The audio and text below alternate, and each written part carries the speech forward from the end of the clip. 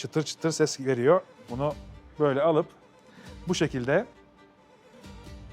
hop, olması gereken bu.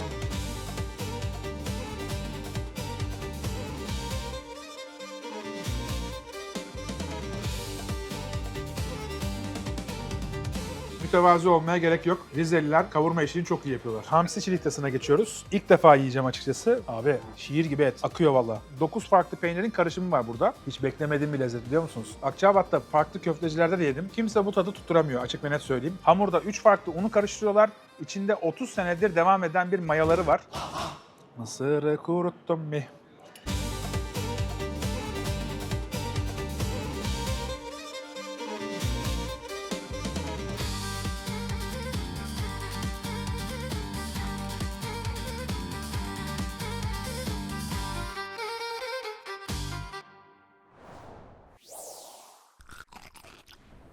Hepinize Ramazan'ın ilk gününden merhabalar. Hayırlı Ramazanlar diliyorum hepinize.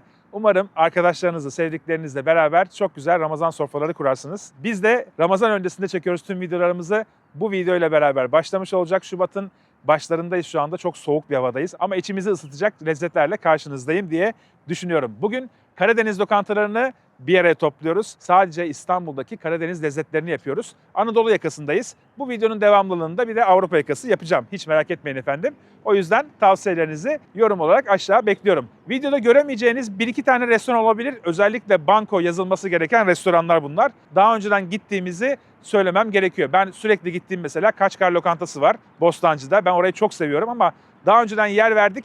Belki ilerleyen zamanda yaptığı özel bir yemeği göstermek için tekrardan misafir ederiz onları ama bu videoda göreceğiniz işletmeler aslında ilk defa göstereceğimiz işletmeler olacak. İçlerinde kavurmacımız var, kuru fasulyecimiz var, pidecimiz var. Karadeniz dendiği zaman akla gelen tüm lezzetler olacak. Hiç merak etmeyin efendim. Video başlarken beğen butonuna basmayı, aynı zamanda abone değilseniz aramıza katılmayı ve videodan sonra da yorumlarınızı paylaşmayı lütfen unutmayın. Ramazan geldi biliyorsunuz. Sofralarda size eşlik edeceğim. Tüm Ramazan boyunca sizlere çok güzel videolar izleteceğiz. Sizler de umarım keyifli vakit geçirirsiniz. Biz şimdi vakit kaybetmeyelim. İlk lokasyona gidelim çünkü karnım acıktı. Artık bir pideyle bir açılış yapalım. Karadeniz lezzetlerine bir giriş yapalım. Hadi bakalım. Hep beraber yola çıkıyoruz.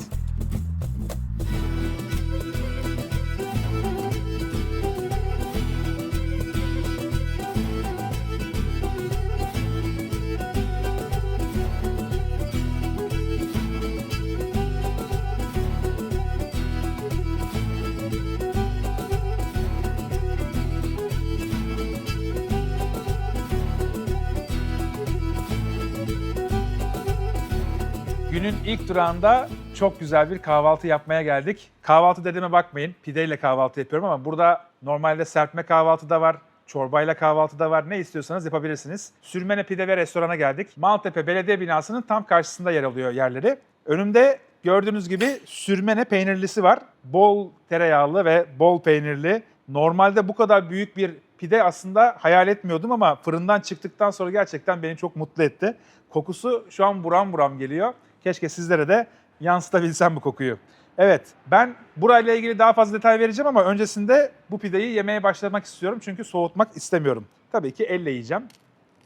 Çıtır çıtır ses veriyor. Bunu böyle alıp bu şekilde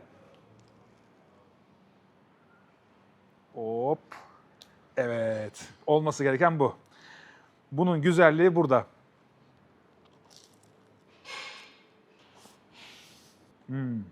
Hamur ekmek hamuru gibi dış katmanı çok güzel kabuk bağlamış. Peynir hayal ettiğimden daha iyi. Neden daha iyi? Normalde tuzlu bir peynir bekliyordum biraz daha. Çünkü 9 farklı peynirin karışımı var burada. Bol tereyağı var.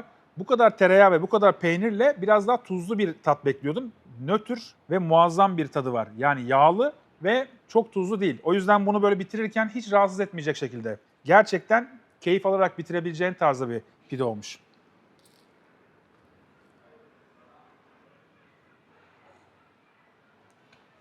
Bir kere böyle güzel gözüken bir şeyin kötü olma şansı yok. Bazen böyle pideciye giderseniz içinde böyle tereyağı yüzer ya o pidenin ama görüntüsü kötüdür. Bunda daha da böyle acıktırıyor, daha çok şevklendiriyor çünkü görüntüsü birazcık da bence içindeki peynirlerden kaynaklı böyle gözenekli hale gelmiş. 9 farklı peynir olduğunu söylemiştim. Golot var, minci var, tel peyniri var. Bunların hepsi Akçabat'tan geliyor. Hatta şimdi ben etli bir pide yemedim ama normalde kıymalı veya kavurmalı pide yiyor olsaydım onların da etini Akçaabat'tan karkas getiriyorlar. Kendileri aşağıda işliyorlar. Dışarıda herhangi bir kıyma çektirmiyorlar. Tamamen her şeyi kendileri yapmış oluyorlar. Bence buranın özelliklerinden bir tanesi de bu. Dışarıdan hiçbir ürün almadıkları için sadece un alıyorlar ve su alıyorlar. Başka bir şey yok. Hamurda 3 farklı unu karıştırıyorlar. İçinde 30 senedir devam eden bir mayaları var. O bence çok önemli bir etken. Yani hamurda un, su, tuz, maya var. Peynirde de az önce saymış olduğum ürünleri Akçaabat'tan getiriyorlar. Bilenler vardır mutlaka. İskenderoğlu isminde butik bir üretici var Trabzon'da. Onlardan tereyağı alıyorlar. Golat peyniri alıyorlar. Aynı zamanda yayla tereyağı alıyorlar. Yayla tereyağı ile İskenderoğlu'ndan aldıkları tereyağı karıştırıyorlar. Dolayısıyla burada hem butik çalışan bir işletmeyi desteklemiş oluyorlar. Onlardan ürün alıyorlar hem de Yayla'dan da, ki biliyorsunuz Yayla'dan o kadar fazla ürün çıkmaz. Çıktığı kadarını almış oluyorlar. Bence ürün tedariğinde çok iyiler ve aynı zamanda yemekte piştikten sonraki kokusu da zaten bunu anlatıyor. O tereyağı kokusu bol bol geliyor. Keşke teknoloji ilerlese de şu an bu kokuları size aktarabilsem. Buranın çok efsanevi müdavimleri var, çok ünlü isimler. Zaten rahmetli Volkan Konak buranın neredeyse her 3 günde bir gelen müşterisiymiş. Aynı zamanda Trabzonspor'un teknik direktörü Fatih Tekke İstanbul'a geldiği zaman mutlaka buraya uğruyormuş. Hami Mandıralı bizim çocukluğumuzun yıldızlarından, o da buranın müdavimleri içindeymiş. Kurtlar Vadisi'nden tanıdığımız Abdüley de neredeyse her hafta burada. Onlar da pide yemeyi çok seviyorlar. Şimdi buranın ustası Cemil Usta. Bozkurt abiyle beraber ortaklar. Ben az önce Bozkurt abiyle bayağı bir sohbet ettim. Sadece pide yapmıyorlar. Kara lahana sarması var, kuru fasulye var. Hatta ve hatta çok güzel bir et dönerleri var. Trabzon döneri yapıyorlar. Arka buttan ve aynı zamanda boşluk etinden bir de kuzu kuyruk yağı var. O da tabii ki Trakya kıvırcık kuzunun kuyruk yağmış. Ondan çok güzel kırpık döner yapıyorlar. Ben bu seferlik döner paylaşmıyorum ama daha sonrasında bir Trabzon döneri videosu yapmak istiyorum. O bölümde sözüm olsun, buraya geleceğim gene. O sözü vermiş olayım şimdiden. Diğer yemekler de ve çorbalar da hakikaten çok güzel gözüküyor. Geldiğiniz zaman sadece pide değil, başka lezzetlerin de tadına bakabilirsiniz. Aynı zamanda biliyorsunuz ki Ramazan başladı. Ramazan boyunca gündüzleri hizmet veriyorlar. İftara 45 dakika kala hizmeti durduruyorlar. Rezervasyonlu olan müşterilerini alıp ardından masaları kurmaya başlıyorlar. Onda da şöyle bir şey yapacaklarmış, aklınızda olsun diye söylüyorum. Çorba, iftarilik tabak, salata, içecek ve tatlı ortaya geliyor. Siz ana yemeği değiştiriyorsunuz. İstediğiniz ana yemeği söylüyorsunuz. O şekilde bir konsept yapıyorlar. Bir de özellikle söylemem gerekiyor. Trabzon güveci yapıyorlar. Sadece Ramazan'a özel. Trabzonlular bilirler onun değerini. Trabzon güveci her yerde yenmez. İstanbul'da yapan yer sayısı da çok azdır. Ben şimdi biraz pidenin keyfini çıkarayım ya. Peynirler çok güzel. Sürmene peynirlisinde yaklaşık olarak 280 gram civarı hamur geliyor. 250 gram civarı da peynir ve tereyağı. Yani baktığınız zaman yarım kiloluk bir yemek. Aslında çok doyurucu özelliği var. Bunu hazırlarken de usta öncelikle bir peynir ve tereyağı karışımını hamurun içinde fırına veriyor. Belli bir süre pişirdikten sonra çıkarıyor. Tekrardan peynir ve tereyağı koyup bir daha fırına gönderiyor. Taş fırında pişiyor, gazlı ocakta. Ardından da masaya bu şekilde çok güzel geliyor. Boyut olarak 16 inç bir tekerleğe eşdeğer neredeyse şu anda gördüğüm kadarıyla otomobillerden. Hakikaten çok doyurucu. O yüzden ben beğendim. Dışarıdaki birçok pideciye gittiğiniz zaman bu kadar fazla malzemesi olmuyor. Ve pide de aslında bakarsanız doymak için yenilmeli bence. Ve bu kadar güzel bir hamur, bu kadar güzel bir peynirle çok daha lezzetli oluyor. Ben açıkçası beğendim. Dilerseniz fiyatları da söyleyelim. Ardından sıradaki durağa devam edeceğiz. Adisyonumuz geldi. Yaklaşık yarım kiloluk bir malzeme olduğunu söylemiştim. Sürmene peynirlisi 570 lira. Çayımız var 60 lira. Toplamda 630 lirayla buradan yolcuyuz. Ben şuradan da bir çıtırtımı alıyorum. Ben buradan yemeye devam ediyorum. Siz sıradaki durağa gidin. Orada görüşürüz sizle.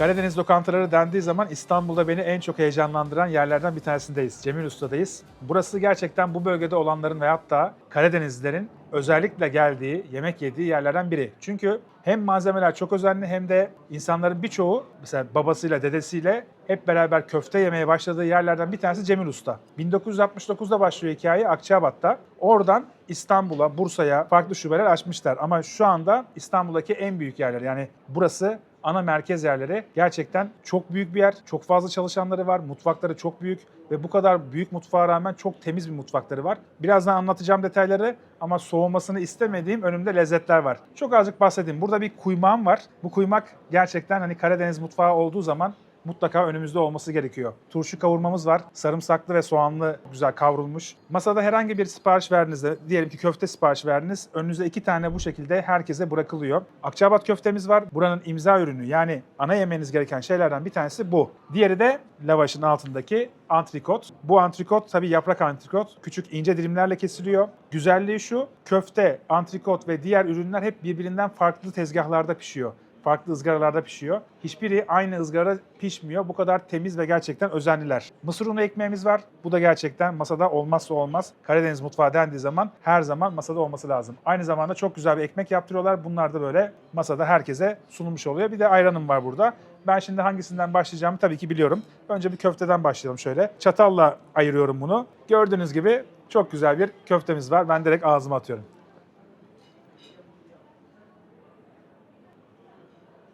Şöyle söyleyeyim, ben ilk Trabzon'da gitmiştim. Orada yediğimle birebir aynı. Akçaabat'ta farklı köftecilerde de yedim. Kimse bu tadı tutturamıyor, açık ve net söyleyeyim. Çünkü ya sarımsağını fazla kaçırıyorlar, ya tuzunu fazla kaçırıyorlar, baharatlarını fazla kaçırıyorlar. Bunda hiç baharat yok. Sadece et tadı alıyorsun. Sulu sulu bir köfte. Biraz beklettim, bekletmeme rağmen hala sulu. Ve gerçek et köfte yediğinde oh be diyorsun yani. Gerçekten damağında o et tadını alabiliyorsun. Çok güzel olmuş bence. Buna devam edeceğim. Antrikota geçiyorum. Antrikotu şöyle bir açayım. Gördüğünüz gibi incecik. Bu etin özelliği şu: etin içindeki yağ homojen şekilde ete işlemiş. Dolayısıyla bunu pişirirken ve yerken sulu sulu. Hatta usta ızgarada mesela bunu pişirdikten sonra bir havaya kaldırdı. Oradaki akan sular şelale oldu yani. Gerçekten bu kadar güzel bir et olamaz. Yaprak antrikotta 250 gramlık bir et var. Aynı zamanda köftede 230 gramlık bir et var. Bence gayet porsiyon doyurucu şekilde. Tadına bakıyorum bir de bunun.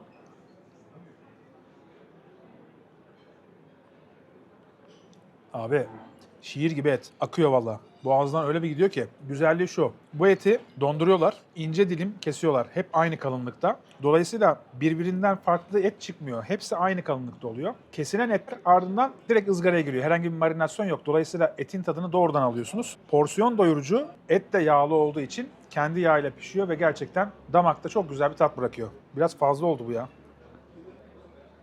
Mısırı kuruttum mi? Bizim bir Trabzon tayfamız var. Onlarla güzel bir kemençe akşamı yapmıştık. Oradan belki birkaç tane görüntü de koyarız ya. Doldum dolana kadar, sarhoş olana kadar, buradan gitmeyeceğim seni alana kadar, sabah olana kadar. O günden sonra zaten karar verdim. Hemen bir an önce bir Karadeniz mutfağını göstermem lazım diye. Hakikaten onlarla takıla takıla. Nar ekşisi, zeytinyağı inanılmaz iyi. Çok güzel. İnanılmaz güzel bu ya. Ne var bunda? Trabzon'dan geliyor. Vay arkadaş. Çok güzelmiş ya. Genelde restoranlarda koyarlar da ikinci plana atılır ya bu. Bunu ben bitiririm ya. Şimdi kuymağa da giriş yapayım. Ben şöyle bir çatalımla. Çok güzel. Bol tereyağlı. Tadını çok güzel veriyor. Demin sündürdük. Biraz da masada beklettiğim için sünmüyor diyordum ama gerçi gene sündü.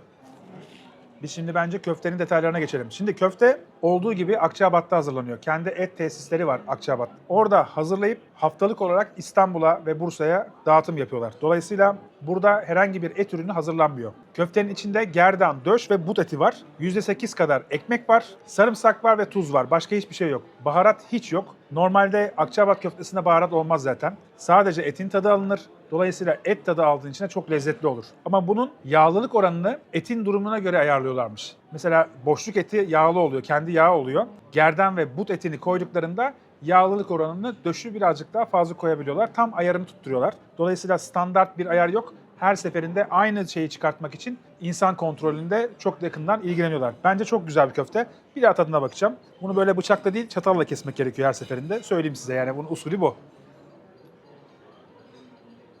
Akçaabat köfteyi bence diğerlerinden ayıran en büyük özellik şu: normalde mesela bazı köfteler yağlı olur. Bunda da yağ var ama etin önüne geçmiyor. İçinde tuz var ama dediğin gibi damakta çok nötr şekilde etin tadını alabildiği şekilde. Bak mesela altında şu an yağ akıyor. Yani bu kadar beklemesine rağmen böyle bir yağ akımı normalde olmaz. Ama bu et saf et olduğu için gerçekten çok güzel sululuğunu koruyor.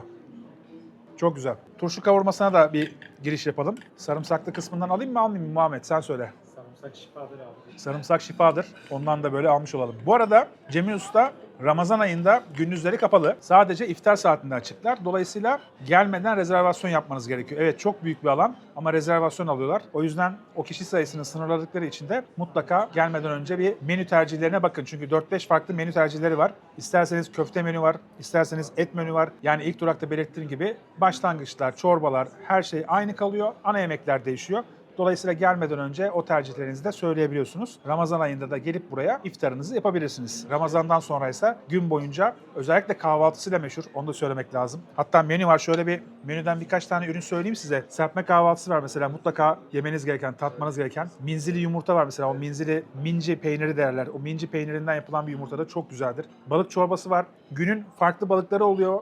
Bunları buğulama şeklinde veya ızgara şeklinde alabiliyorsunuz. Menüde mesela sadece pazartesi günleri yaptıkları bir ürün var. Et güveç. Bu Trabzon güveci de geçiyor. Onu biliyorsunuz. Yani çok lezzetli olur. Et ağırlıklı bir güveç. İçinde fazla sebze yoktur. Patates vardır sadece. Dolayısıyla onu pazartesileri yiyebilirsiniz. Çarşambaları fasulye yapıyorlar. Kuru fasulye. Bunu 2 kişilik servis ediyorlar. Onu da özellikle belirtmiş olayım. Çarşamba günü gelirseniz de normal zamanda, Ramazan sonrasında yiyebilirsiniz. Cemil Usta da şu anda Metin Bey işin başında. 3. kuşak olarak. 2012 yılında burayı açmışlar. 2012'nin sonunda. Dolayısıyla sadece restoran olarak düşünmeyin. Aynı zamanda bir tatlı üretim tesisi de açmışlar İstanbul'a. Çünkü Karadeniz lokantalarının neredeyse tamamı Cemil Usta tatlısı ismi verilen ve Cemil Usta'nın bulmuş olduğu bir fındıklı baklavayı servis ediyorlar. Burada da her yemek sonrasında herkese ikram ediliyor. Yani tatlı ikram. Burada sıcak şekilde servis edildiği için ekstra lezzetli oluyor bence. Ben yemeklere devam edeyim. Ardından tatlımız gelsin. Aynı zamanda adisyonumuz gelsin. Onları da size anlatayım, söyleyeyim. Ardından sıradaki durağa devam edeceğiz. Ama şu antrikotu önce ben devam etmem lazım. Çok büyük ya. Ben bunu keserek yiyeceğim. Tamam. Siz gidin gelin. Adisyonumuz geldi. Akçaabat köftemiz 600 lira. Dana antrikotumuz 930 lira. Kuymağımız 380 lira. Fasulye turşu kavurmamız 190 lira. Tatlı ikram. Dolayısıyla şimdi Cemil Usta tatlısını da denemiş olalım. İkram olunca tabii ki çok seviyoruz. Tek kişi geldiğinizde 4 tane veriyorlar ama böyle hani gelip 1-2 tane fazladan isteyebilirsiniz ama abartmayın, olur mu yani geldiğiniz zaman. Tatlı çünkü çok güzel. Bağımlılık yapıyor. Ben şimdi bir yaklaştırıyorum şöyle mikrofona doğru. Çünkü sesini duymanız gerekiyor yani bunun. Çıtırtılar. Tarif basit ama bu kıvamı tutturamıyor kimse. Baklava hamuru, çok güzel bir fındık, şerbeti var, şekeri var ve bir de burada ısıtırarak veriyor. O özelliği var bence. Bu haliyle bence yemeği çok güzel şekilde bitirmiş oluyorsunuz.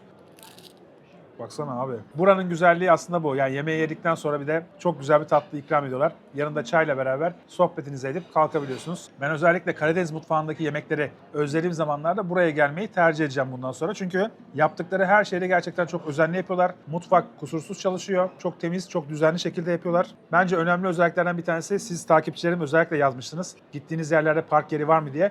Buranın kendi valesi var, önünde otoparkı var. Dolayısıyla onunla ilgili de bir sorun yok. İftarda dediğim gibi Ramazan ayında farklı menüler tercih edebiliyorsunuz. Gelmeden önce rezervasyon yapmanız ve hangi menüyü istiyorsanız onu söylemeniz yeterli. Ramazandan sonra da gün boyu kahvaltıdan başlayıp bütün Karadeniz yemeklerini yiyebileceğiniz çok güzel bir lokasyon olmuş olur sizler için. Ben buradaki tatlımı bitiriyorum, çayımı içiyorum, hesabımı ödeyip bir sonraki durağa sizlerle buluşmak üzere yola çıkıyorum. Bundan bir tane daha yiyeceğim. Abi sütlaç da var, sütlaç. Hamsiköy mü? Hadi Hamsiköy sütlacı da yiyeyim ben. Getir. Ben dayanamam.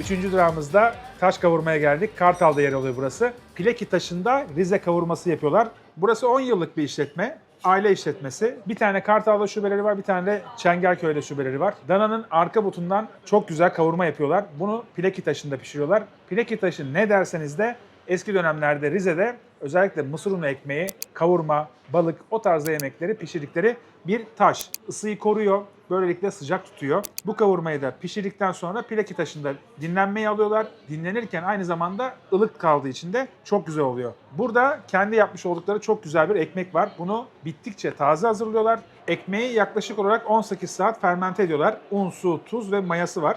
baget ekmek tarzında arasına kavurmayı koyuyorlar. Bence çok güzel. Tam böyle tek lokmalık yemelik. Çünkü boyut itibariyle baktığınız zaman bu benim tam ağzımın içine sığar, böyle çok rahat güzel güzel yerim bunu. Kendi sandviçimi yapacağım, birazdan göreceksiniz. İsterseniz de porsiyonda, isterseniz de bu şekilde baget ekmeğinin yarısı ya da tam olarak tercih edebiliyorsunuz. Bence tadına bakayım, ardından anlatmaya devam edeyim.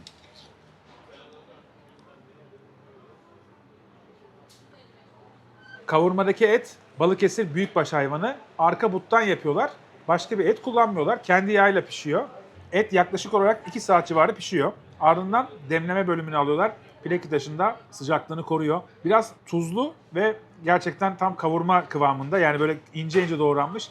Normalde daha kalın kesiyorlar ama bu kendi tarzlarını oluşturmuş. Şimdi bunun arasına bir ekmek yapalım bence. Soğanla beraber çok güzel gider bu. Soğan da koyacağım. Hiç merak etmeyin. Önce bir şöyle etimizi arasına koyuyorum. Şeyi çok seviyorum mesela, böyle tek ürün olduğu yerler, işletmeler benim daha hoşuma gidiyor. Tek köfte yapan, tek kavurma yapan, tek döner yapan. Bunlar daha değerli geliyor. Ekmek de güzel oluyormuş. Özellikle hazırlarken ekmekte yağına batırabiliyorlar. İçine yağından koyabiliyorlar. Onları da yapıyorlar. Burada kendim birazcık daha böyle sade etli yapmış oldum. Ama soğanla beraber çok güzel gidiyor. Et küçük küçük olduğu için çiğnemesi de daha kolay bence. Normalde daha büyük yapıyorlar. Mesela Rize'ye gittiğimizde Huzur, Liman, o tarzda lokantalar daha kuşbaşı kesimli böyle büyük kavurmalar yapıyorlar. Bu biraz daha yemesi kolay bence. Daha hoşuma gitti diyebilirim. Bir de bunda fazla bir yağ yok. Etin kendi yağı var. Dolayısıyla daha ağırlıklı olarak et tadı alıyorsun. Bence bu ideal formunda. Beğendim. Yani farklı bir konsept. Bir de 11'de başlayıp gece 2'ye kadar açıklar. Ramazan ayında yine 11'de başlıyorlarmış. Gece 2'ye kadar, hatta bazı günlerde 3'e kadar devam ediyormuş. Yani iftarı yaptınız, ardından sahurda ne yiyelim derseniz bunu da aradan çıkartmış olabilirsiniz. Yani gelip burada kavurma yiyip ardından bir sütlaç patlatıp ardından ertesi gün için hazırlığınızı yapmış olabilirsiniz. Bence çok ideal bir yemek. Bir de gün boyu yiyebiliyorsunuz ya, o çok güzel bir şey. Ve buradaki üretim de böyle butik yapılıyor aslına bakarsanız. Hepsi sabahtan yapılıp bütün gün servis edilmiyor. Bittikçe yapılıyor, bittikçe yapılıyor. O yüzden bu güzelliği var. Taze yiyorsunuz her seferinde. Mesela az önce orada pilav kavuruyorlardı. Bu pilav 5 dakika önce çıktı. Dolayısıyla taptaze bir pilav yemiş oluyorsun. Bu da yine tabii ki full tereyağıyla kavruluyor. Hatta o sarılığı görüyorsun tereyağının. Sen yiyecek misin? Güzel gözüküyor. Bir tadına bakarız abi. Ekmek arası mı, porsiyon mu? Ekmek arası tercihim. Muhammed'e ekmek arası söyleyeceğiz. Ben bunu bir de tekrar sade denemek istiyorum. Hatta şöyle yapayım, pilavla beraber alayım. Olması gereken porsiyon bu. Abi kavurma pilav benim en sevdiğim yemeklerden biri. Ve şu konuda mütevazi olmaya gerek yok. Rizeliler kavurma işini çok iyi yapıyorlar. Pilav konusu da bence gene aynı şekilde Karadeniz'de çok daha iyi yapılıyor. Bol tereyağlı olduğu için. Bu hakikaten çok güzel bir pilav olmuş. Kavurma ile beraber tadını çok güzel veriyor. Kavurma bu arada küçük kesilmesine rağmen lime lime, artık böyle parçalar birbirlerini bırakmış böyle. Artık ye beni diyor, böyle yavaş yavaş ye beni. O yüzden beğendim. Buranın tabii bir de kavurma haricinde ana ürünlerinden bir tanesi de sütlaç. İçeride Cuma abiyle az önce sohbet ettik. Günlük 1000 tane sütlaç yapıyormuş. Yani non-stop sütlaç üretimi yapıyorlar. Benim için bir cennet burası. Hakikaten dünyada en sevdiğim tatlılardan biri sütlaç. Burada da gerçekten çok güzel bir sütlaç yapıyorlar. Çünkü sübyeden yapıyorlarmış. Merak ettim. Az önce sütlaç yemiştim diğer durakta ama tekrar yiyeceğim gibi gözüküyor. Ben kavurmayı bitireyim. Ardından sütlaçla beraber adisyonumuz gelsin. O sütlacı da size anlatmak istiyorum. Çok güzel sütlacımız geldi, çayımız geldi. Ben size öncesinde fiyatları söyleyeyim, ardından sütlacın tadına bakacağım. Porsiyon taş kavurma 440 lira, Özelhisar ayran 75 lira, bir tane su içtim 25 lira, Hamsiköy sütlacı da 185 lira. Bu Hamsiköy sütlacı 185 lira diyoruz ama aslında bence daha fazlasını hak ediyor. Çünkü sütü tamamen Jersey sütü. Yani bu piyasadaki aslında en yağlı sütlerden biri. Ve bununla yapılan sütlaçlar biliyorsunuz ki çok kıvamlı ve çok güzel oluyor. Jersey sütünün haricinde sübye ile hazırlandığını da özellikle belirtmek istiyorum. Nişasta kullanılmıyor. Gerçek pirinç unundan yapılıyor. Dolayısıyla orijinal bir sütlaçla beraberiz. Hadi bakalım. İnşallah güzeldir. Yani daha böyle shake'le yerim. Kabuğu çok güzel ayrıldı.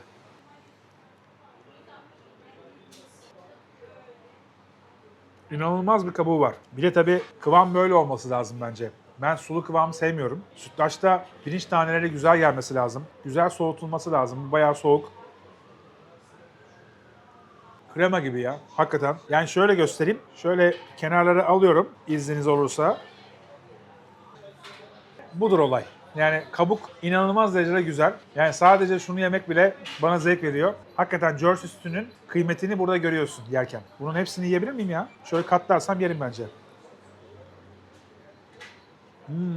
Cuma abinin eline sağlık. Günde 1000 tane satıyorlarmış. İnanılmaz bir rakam. Burada yanında Giresun çifte kavrulmuş fındık var. Normalde üstüne atıyorlar ama ben yanında istedim. Çok azıcık atacağım. Tadına bakmak için, size yorumlamak için. Fındığın aroması muazzam geliyor. Sanki fındık ezmesi yiyormuş gibi hissiyat var. O kadar güzel geliyor ki tadı. Biz burayı bitirelim. Son durağımızda görüşürüz.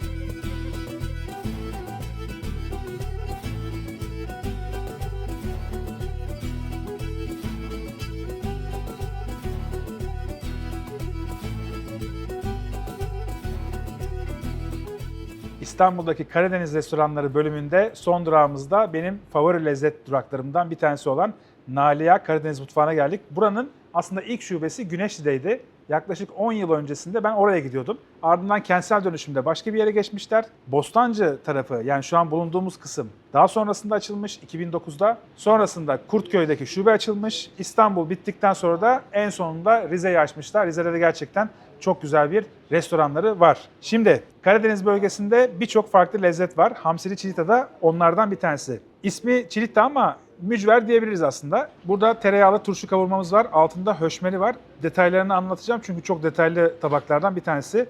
Burada olmazsa olmaz Rize Çayeli kuru fasulyemiz var. Bu da gene etli şekilde hazırlanıyor. Detaylarını vereceğim yine. Çok güzel, çok uzun süre meşakkatli bir tabak diyebiliriz bunun için. Burada etli Rize karalahana sarması var. Yanında da kakuleli bir yoğurt var. Hazırlanış biçimi olarak gerçekten özen isteyen tabaklardan bir tanesi. Hangisinden başlayacağım karar veremiyorum ama herhalde kuru fasulyeden başlasak sanki daha iyi olacak. Evet, etli kuru fasulye. Birazcık şöyle yağını karıştırayım.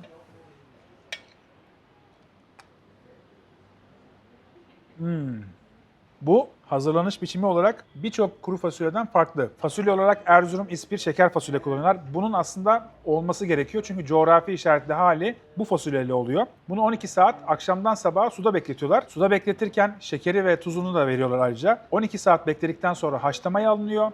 Diğer bir tarafta da sade yağ, et ve salça kavrulmaya başlıyor. O kavrulduktan sonra hepsini birleştiriyorlar, fırına veriyorlar. Kısık ateşte 1 saatte çayeli usulü fırında pişmiş oluyor. En sonunda tabağa geliyor. Yaklaşık olarak böyle 15-16 saatlik bir işlemden geçen çok meşakkatli ve ortaya da böyle yağlı, şöyle göstereyim. Yağlı ama güzel bir görüntü çıkıyor. Ben biraz daha tadına bakacağım.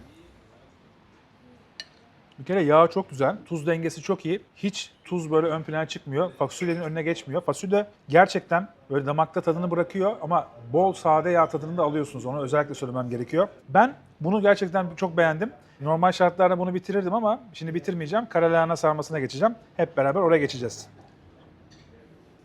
Valla fasulye çok güzelmiş. Uzun zamandır yediğim en iyi fasulyelerden biri diyebilirim. Hiç rahatsız etmez bu. Çünkü bazı fasulyeler mesela yedikten sonra rahatsız eder ya, hissedersin onu yerken. Bu çok güzel bir fasulye. Evet, karalahana sarmasına geçelim. Bu etli karalahana sarması.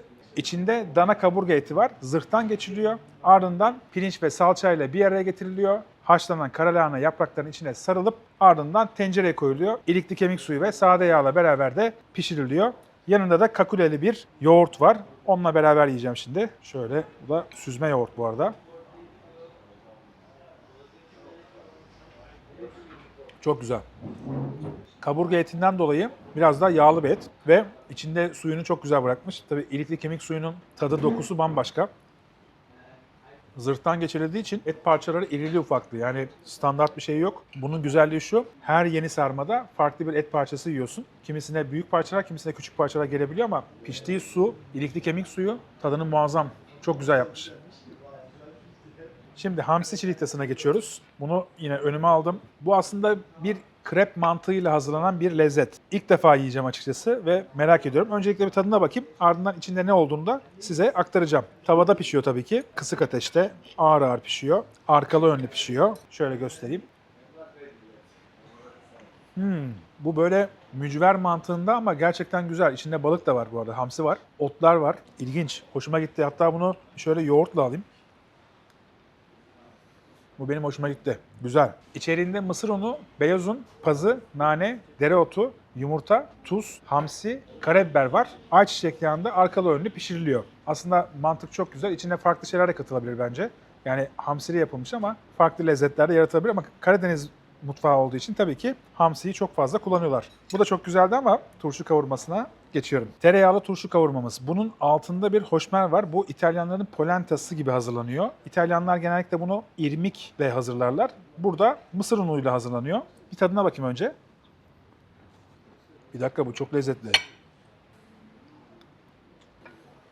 Hiç beklemediğim bir lezzet, biliyor musunuz? Gerçekten çok lezzetli. Altındaki hoşmeri de şöyle hazırlıyorlar. Sade yağda mısır unu, sarımsak, akbiber, karabiber ve tuz ekliyorlar. Onu karıştırıyorlar. Karıştırırken krema ve parmesan ekliyorlar. Hepsi eklendikten sonra hazır hale gelmiş oluyor. Üstünde de çok enteresan 2 farklı işlemden geçen turşu kavurmamız var. Bu turşu tabii ki fasulye turşusu. Diğer tarafta da karamelize edilmiş bir soğanımız var. O soğanı da kokulu kara üzüm pekmeziyle kavuruyorlar. İyice karamelize hale getiriyorlar. Ardından birleştirip bu şekilde tabağa hazırlamış oluyorlar. Bence çok özen isteyen, detaylı uğraştıran çok güzel bir tabak. Beni en çok şaşırtan tabaklardan biri açık ve net bu oldu. Bir fasulyeye geri dönmek istiyorum izniniz olursa. Çünkü videonun sonuna doğru yaklaşırken şu yağımızdan ekliyorum. Buranın hikayesinden de bahsedeyim size, aslında hiç bahsedemedim. İlk olarak 2006 yılında başlıyorlar. Güneşli'de Süleyman ve Erol Tarakçı açıyor kardeş olarak. İkisi birlikte açıyorlar. Daha sonrasında 4 farklı şubeye ulaşmış oldular. Ben açık ve net söyleyeyim, İstanbul'da böyle zincir Karadeniz mutfağı olan yerlere gittiğim zamanlarda bu kadar aynı standartta, aynı kalitede lezzet çok fazla yerde bulamıyorum. Nalia bunları başarabilen, ekibiyle uzun yıllardır çalışan nadir işletmelerden biri. O yüzden sahiplerini tebrik ediyorum. Her üründe, özellikle sade yağda, ilikli kemik suyunda, fasulyede kullandıkları tüm ürünlerde çok dikkatli davranıyorlar. Çok özeniyorlar. Şimdi birazdan bir tatlı yiyeceğiz. Kendi tarzları var, kendi ürünleri var. Dışarıda birçok restoranda bulamayacağınız menüde çok güzel ürünler var. Burada aynı zamanda çok güzel bir kavurma var, Rize kavurması. Onu da yiyebilirsiniz geldiğinizde. Ben az önce kavurma yediğim için onu şimdilik masaya eklemedim ama geldiğiniz zaman aklınızda olsun. Ramazan'da açıklar. Ayrıca iftar saatinde de farklı bir menü olarak da sunuyorlar. Onu da belirtmiş olayım. İftara gelmek isterseniz de burada çok güzel bir ziyafet yapabilirsiniz. Bu arada ilginç bir detay daha vereyim sizlere. Burası açılalı 17 yıl oldu. İlk açıldığı günden bu yana burada bir kedimiz var. İsmi Bihter.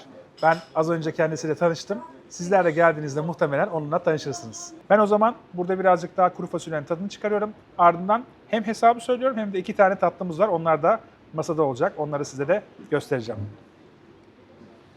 Tatlılarımız geldi. Önümde buranın imza tatlılarından mısır tatlısı var. Aynı zamanda pepeçura var. Pepeçura tabii ki biliyorsunuz ki özel bir meyve.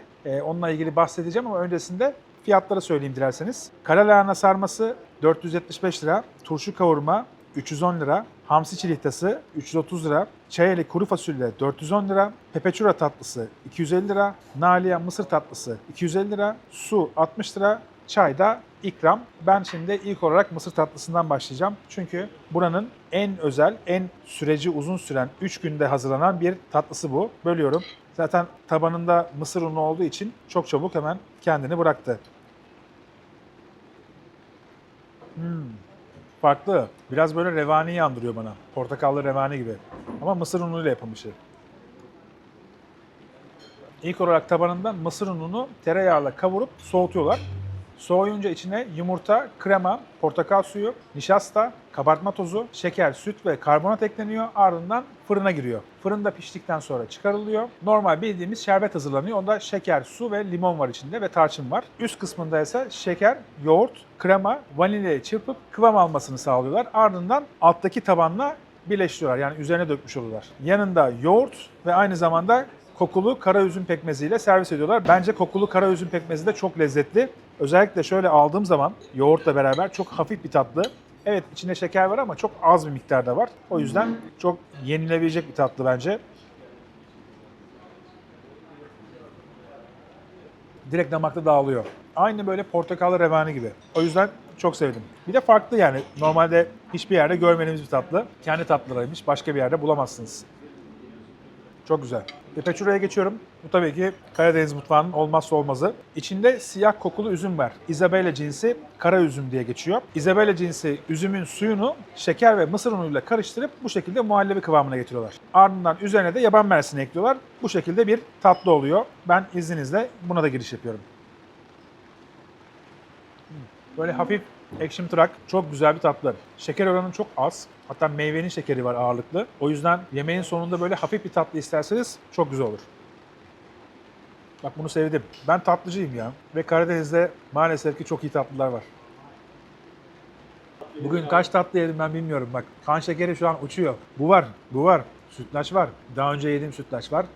Bir de fındıklı baklava yedik. Cemil Usta baklavası. Geçmiş olsun. Yani bu kadar şeker biraz fazla ama yapacak bir şey yok. Karadeniz gününe yakıştı bence. Umarım sizler de videoyu beğenmişsinizdir. Çünkü Karadeniz lezzetleri İstanbul'da bitmez. Gerçekten çok fazla yer var. Gidilebilecek çok fazla durak var. Pideciler var, etçiler var, güveççiler var, dönerciler var. Aklınıza gelebilecek bir sürü şey var. O yüzden tavsiyelerinizi bekliyorum. Eğer bir Karadeniz mutfağı tutkunuysanız siz de gittiğiniz yerde, mahallenizdeki işletmeleri lütfen bana yorum olarak yazın. Hepinize hayırlı Ramazanlar diliyorum. Ramazan çok güzel geçsin, su gibi aksın. Oruçlarınızı Allah kabul etsin. Önümüzdeki hafta yine İstanbul'da olacağız. Çok özel bir rehber geliyor. Lütfen önümüzdeki hafta Perşembe saat 19'da hiçbir yere söz vermeyin. Bu kanalda buluşalım. Çok güzel video sizlerle olacak. Ardından diğer videolarımızda gene şehir dışından gelmeye devam edecek. Merak etmeyin. O zaman bu videonun sonuna geldik. Görüşmek üzere. Hoşça kalın efendim.